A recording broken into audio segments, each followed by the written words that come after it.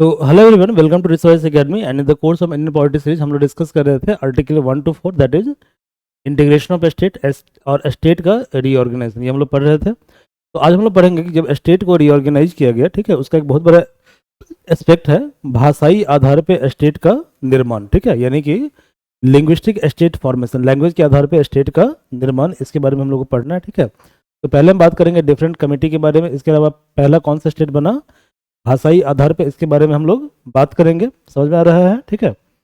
और फिर जो है इसके बाद जो 40 स्टेट जो आपका 14 स्टेट बना था, part A, part B, part C, part D, इसको एबॉलिश कर दिया गया और फिर स्टेट को नए तरह से रीऑर्गेनाइज किया गया। ओके, इसके बारे में हम लोग बात करेंगे। खैर, तो स्टेट का फॉर्मेशन, तो demand for state formation on the basis of language. Okay, तो डिमांड जो है मेनली स्टार्ट हुआ साउथ इंडिया से। ओके, और इसके अलावा जो reorganisation of state on the linguistic basis, तो इसके आधार पे 3 कमीशन बिठाए गए, ठीक है। तो 3 कमीशन एस्टेब्लिश किया गया जो रिलेटेड किससे है, formation of state on the basis of language. तो पहला कमेटी का नाम है धार कमीशन, सेकेंड कमीशन का नाम है जेवीपी कमीशन और थर्ड कमीशन का नाम है फैजल अली कमीशन। तो 3 कमीशन कौन कौन सा है? पहला है धार कमीशन, सेकंड कौन सा कमीशन है? तो जेवीपी कमीशन, मतलब कि जवाहरलाल नेहरू वल्लभ भाई पटेल। ओके, और क्या कहते हैं, आगे हम नाम देख लेंगे, ठीक है। एंड फैजल अली कमीशन, तीसरा कौन सा कमीशन है? फैजल अली कमीशन। ओके, तो पहला है धार कमीशन, इसका एस्टेब्लिशमेंट हुआ जून 1948 में, और इस कमीशन का दूसरा नाम है लिंग्विस्टिक प्रोविंस कमीशन। क्या नाम है इसका? Linguistic province commission. ओके, इसका दूसरा नाम है लिंग्विस्टिक प्रोविंस कमीशन, और इस कमीशन को अपॉइंट किया गया गवर्नमेंट ऑफ इंडिया के द्वारा। जीओआई का मतलब गवर्नमेंट ऑफ इंडिया यहाँ पे है। ओके, इसके चेयरमैन है एसके धार, और रिपोर्ट को सबमिट किया गया दिसंबर 1948 में। क्लियर है? रिपोर्ट में ये बोला गया कि भाई स्टेट का जो रीऑर्गेनाइजेशन किया जाता है, ठीक है, लैंग्वेज के आधार पे, वो बेटर फॉर्मूला नहीं है, बल्कि स्टेट को आप रीऑर्गेनाइज कीजिए एडमिनिस्ट्रेटिव कन्वीनियंस के अकॉर्डिंग, ना कि लैंग्वेज के आधार पे, ठीक है। तो सिंपली इन्होंने क्या किया कि लैंग्वेज के आधार पे स्टेट का जो फॉर्मेशन होता है, इस फॉर्मूला को इन्होंने कंप्लीटली क्या किया? रिजेक्ट कर दिया, ठीक है। तो reorganisation of state on the basis of administrative convenience rather than linguistic factor, यानी कि लैंग्वेज के आधार पर स्टेट का फॉर्मेशन नहीं होना चाहिए, बल्कि स्टेट का फॉर्मेशन होना चाहिए on the basis of administrative convenience, ठीक है। अब लोगों में क्या होगा? निराशा होगी, ठीक है। तो रिपरकशन क्या हुआ कि रिजेंटमेंट अमंग मासेज, मास बॉयल हो गया, गुस्सा हो गया, मास ऐसे गुस्साते रहता मास। क्या फिर सेकंड कमीशन आया जेवीपी कमेटी। कौन सा कमेटी आया? JVP committee. इसमें 3 मेंबर है। तो जे फॉर जवाहरलाल नेहरू जी, ठीक है, भी फॉर वल्लभ भाई पटेल, और पी फॉर पट्टाभी सीतारमैया, पट्टाभी सीतारमैया। तो 3 पर्सन यहाँ पे कौन कौन सा है? तो जेवीपी मतलब कि जवाहरलाल नेहरू जी, वल्लभ भाई पटेल और पट्टाभी सीतारमैया, ये तीनों मेंबर है जेवीपी कमेटी के। ओके, तो इसको हम लिंग्विस्टिक प्रोविंस कमेटी भी बोलते हैं। इसको अपॉइंट किया गया था कांग्रेस गवर्नमेंट के द्वारा। ओके, एंड अल्टीमेटली कांग्रेस के द्वारा, आई एम सॉरी। तो रिपोर्ट वाज सबमिटेड इन अप्रैल 1949 1949, और रिकमेंडेशन था कि formation of state on the basis of language rejected. इन्होंने क्या किया? इन्होंने भी बोला कि भैया स्टेट का फॉर्मेशन लैंग्वेज के आधार पे ना ही होगा, ठीक है। इसी बीच क्या हुआ? एक घटना हो गई। ओके, इनका नाम है पोट्टी श्रीरामलू, ठीक है, पोट्टी श्रीरामलू, ये साउथ के बहुत प्रोमिनेंट लीडर हैं। तो इन्होंने क्या किया? इन्होंने लिंग्विस्टिक स्टेट की बात जो दोनों कमिश्नर रिजेक्ट कर दिया, ठीक है। तो अल्टीमेटली ये चले गए भूख हड़ताल पे, और 56 डे के स्ट्राइक के बाद इनका डेथ हो जाता है, ठीक है। अब डेथ हुआ तो लोगों में क्या होगा? एक इमोशनल, मतलब इमोशनल इसका रिपरकशन भी होता है। तो रिजेंटमेंट क्या होगा? लोगों के अंदर जो रिजेंटमेंट है, मतलब कि नाराजगी और ज़्यादा बढ़ जाएगी।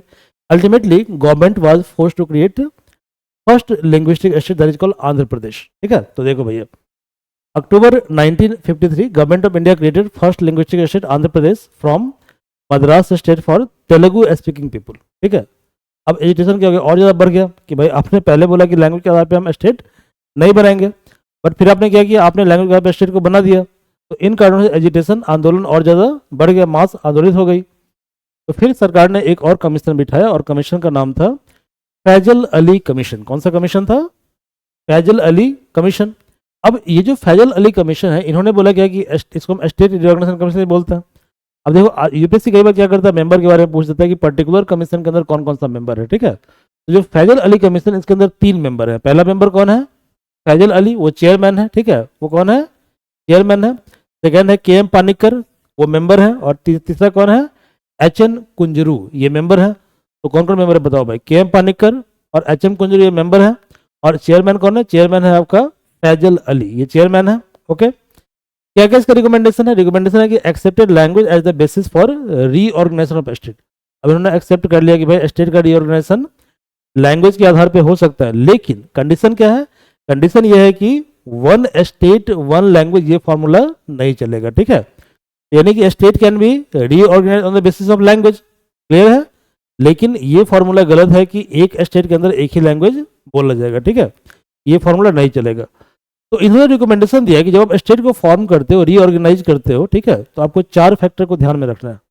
It is very very important. इस पॉइंट को आप कहीं ना कहीं कोट कर सकते हो ऐसे के अंदर, कहीं ना कहीं आप कोट कर सकते हो मेंस आंसर राइटिंग के ऊपर, जिससे कि जब बात आएगी फ्रेटर्निटी की बात आएगी, ठीक है, जब बात आएगी स्टेट को रीऑर्गेनाइज करने की बात आएगी, जब कंट्री के इंटीग्रिटी की बात आएगी, क्लियर है, तो इन सब जगहों पे इन सब पॉइंट को आप कोट कर सकते हो। तो पहला पॉइंट क्या है, पहली बात क्या ध्यान में रखना है जब स्टेट को हम बनाएंगे तब, तो पहली बात ध्यान में रखना है कि preservation and strengthening of unity and security of the country, ठीक है। यानी यदि स्टेट आप बना रहे हैं तो उस पर ध्यान आपको ये रखना है कि आपके इस स्टेप के कारण जो है कंट्री की यूनिटी को और कंट्री की सिक्योरिटी को थ्रेट नहीं पहुंचे।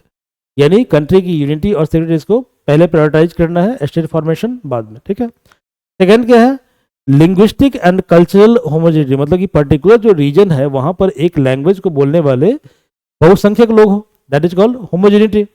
तो कल्चरल और लिंग्विस्टिक होमोजेनिटी, ठीक है। अगला है फाइनेंशियल इकोनॉमिक एडमिनिस्ट्रेटिव कंसिडरेशन, ठीक है। तो क्या करना है कि हमको फाइनेंशियल एस्पेक्ट को भी देखना है, इकोनॉमिक एस्पेक्ट को भी देखना है, और क्या करना है, एडमिनिस्ट्रेटिव कंसिडरेशन, इन तीनों चीज़ों को देखना है। जैसे फॉर एग्जांपल, ओके, हाँ, जैसे मान लीजिए कि किसी स्टेट का फॉर्मेशन हो रहा है तो वहाँ पे लैंग्वेज आधार है।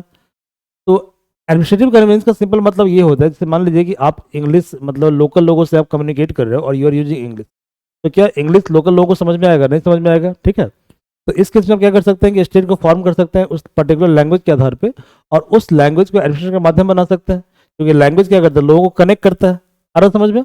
यानी कि लोगों को क्या हो, एडमिनिस्ट्रेटिव कन्वीनियंस हो, लोगों को फाइनेंशियल स्फेयर में सुविधाएं हो, ठीक है, और लोग इकोनॉमिकली क्या हो, स्ट्रेंथन हो, यदि लैंग्वेज को अडॉप्ट किया जाता, ठीक है। और चौथा कंसिडरेशन है planning and promotion of welfare of people in each state as well as nation as a whole, ठीक है। तो कहने का मतलब पर्टिकुलर रीजन जो है सिर्फ उसका वेलफेयर नहीं सोचना है, बल्कि वेलफेयर ऑफ स्टेट और वेलफेयर ऑफ कंट्री, दोनों एस्पेक्ट को बिल्कुल आपको ध्यान में रखना है, ठीक है, समझ में आ रहा है। तो ये 4 आधार है, दोबारा मैं बता देता हूँ क्या क्या आधार है। पहला आधार क्या है, preservation and strengthening of unity and security of the country. Second क्या है, linguistic and cultural homogeneity. Third क्या है, फाइनेंशियल इकोनॉमिक एडमिनिस्ट्रेटिव कंसिडरेशन। और चौथा क्या है, planning and promotion of welfare of people in each state as well as, ठीक है, नेशन। ओके, तो चलिए आज इतना, रेस्ट हम लोग अगले क्लास में डिस्कस करेंगे। Class is over now. Very very thank you for your patience.